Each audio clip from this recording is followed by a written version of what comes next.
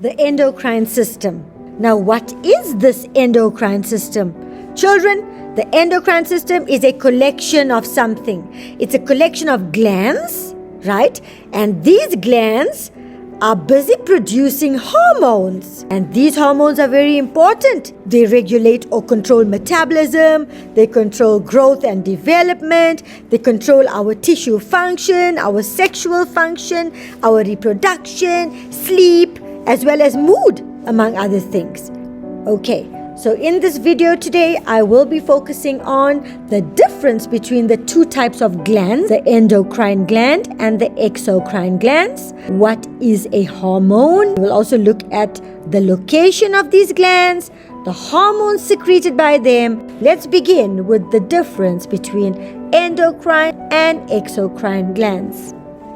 Let's begin with the first type, called the exocrine gland. Children, if you look carefully here, you will see this structure here called a tube or a duct, right?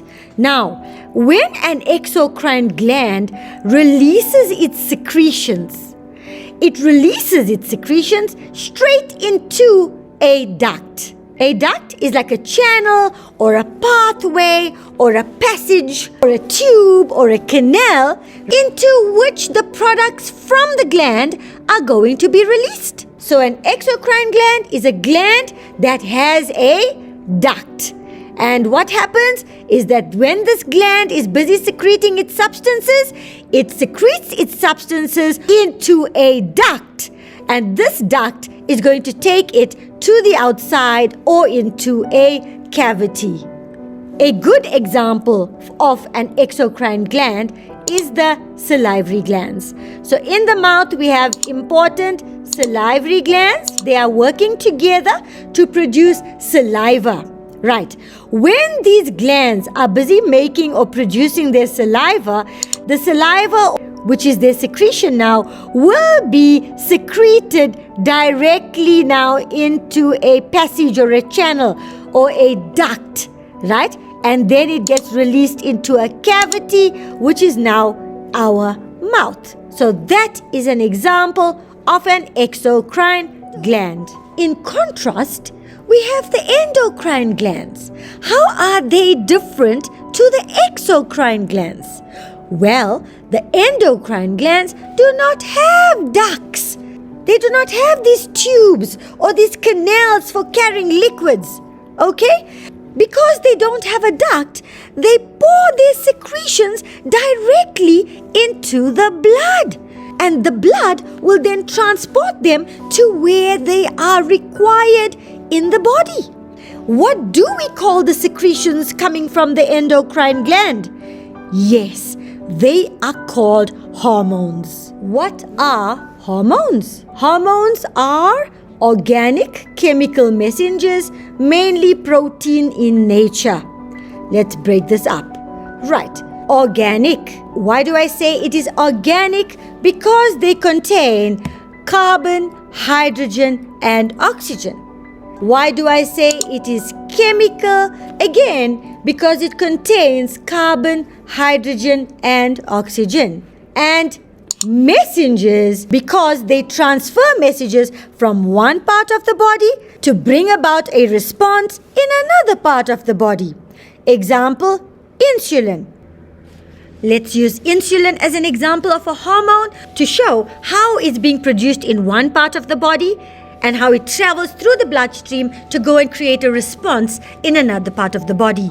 And we will talk about the role of insulin a little bit later on in detail. But for now, let's just focus on the basics of what insulin really does as a hormone. Now, the insulin is secreted by the pancreas. From there, it moves into the bloodstream. And from the bloodstream, it moves to the liver. To do what? It is taking a message there. What message? Well, the insulin causes the excess glucose in the body to be converted to glycogen, which is then stored in the liver. Or the insulin can even cause the cells to absorb more glucose. Why? so that if the glucose levels are very high in the bloodstream, this insulin will now enable the blood sugar level to be brought back to normal in the bloodstream. Right, let's look at some of the properties of hormones. Where are they transported? Well, hormones circulate in the blood, meaning they are transported in the blood, right? They work in an integrated system by acting on distant or target cells. What does that mean? This means that a hormone is secreted in one part of the body, but it is busy acting on another part of the body. The part on which it acts is referred to as its target cell or its target organ. So the target cells react to hormones for which they have receptors. So these target cells have to have receptors. The effects are dependent on the programmed response of the target cells. What does that mean? Now the target cells already have an idea of what has to be done. It already has a receptor that's there. So the hormone now has to come and trigger this receptor to start off what the target cell is already programmed to do, right? So the hormone stimulates this target cell so that it can start doing what it was supposed to do. It's like a person pushing another person so that now he can make a move to do what he needs to do.